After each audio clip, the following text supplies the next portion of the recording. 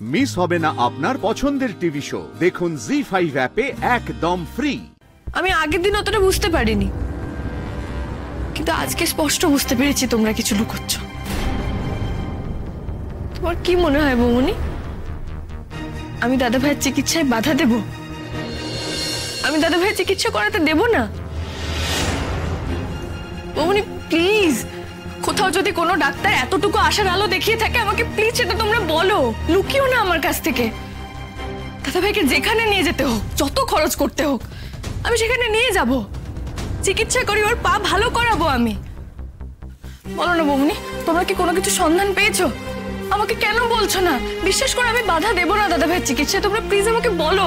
আমিও চাই দাদা ভাই আবার আগের মতো সুস্থ হয়ে উঠুক। এবার কিন্তু তুমি ছেলে মানুষই করছো রাই। আমি কিছু জানতে পারলে তোমাকে জানাবো না?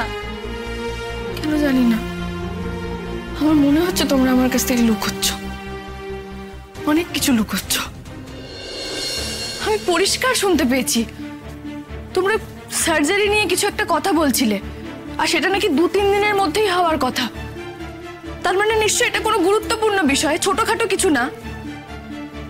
আর এমনিতেও দাদা ভাইয়ের পায়ের এখন যা অবস্থা, যদি কোনো অপারেশনের কথা ওঠে নিশ্চয়ই সেটা জটিল কোনো অপারেশনই হবে, অথচ আমি কিছু জানি না।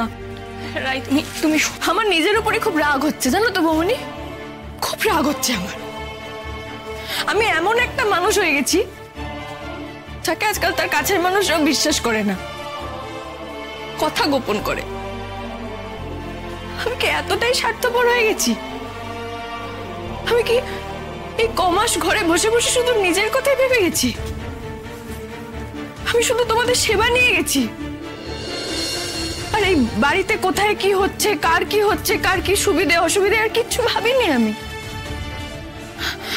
কি করে এতটা বদলে গেলাম গো বৌমনি? এত খারাপ কি করে হলাম আমি? রাই, এরকম কথা বলে তুমি আমাকে আঘাত দিতে চাইছো, তাই তো? বৌমনি, আমি সবার সবকিছু সহ্য করতে পারি, সবার অবিশ্বাস, সবার সন্দেহ সবকিছু মেনে নিতে পারি, কিন্তু তোমারটা যে পারি না। তুমি তো চিরকাল আমার ঢাল হয়ে গোটা পৃথিবীর সামনে লড়েছো, সে তুমিও আজ আমাকে এভাবে পর করে দিলে। আচ্ছা রাই, শোনো, আমি তোমাকে সব কথা গুছিয়ে বলবো। তুমি এখন আর দেরি করো না, তুমি এখন বেরো। অফিসে দেরি করাটা ঠিক হবে না। আমি তোমার অফিসে যাব দুপুরবেলা লাঞ্চের সময়। আমি যে তোমার কাছে লুকিয়ে কিছু করব না, এটা তুমি প্লিজ আমার উপর বিশ্বাস করো। আমাকে বিক্রমের লুকোচাপাতে সায় দিতে হয়েছে, নয়তো ও ভীষণ অস্থির হয়ে যাচ্ছিল, আর ওর শরীরের জন্য তো এখন সেটা ঠিক নয়, বলো? আমি তোমাকে সব বলবো রাই। কিছু শোনার দরকার নেই আমার, আমি যাচ্ছি। রাই, বৌমনির ওপর এত রেগে যাচ্ছ যে আসছি বলার জায়গায় যাচ্ছি বলছো? বলেছি না বলতে নেই? আসছি।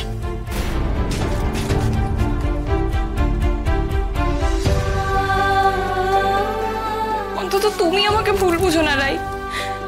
আমি তোমাকে না বলে কিচ্ছু করতে চাই না। জি5 ডাউনলোড করুন আর সব এপিসোড দেখুন একদম ফ্রি।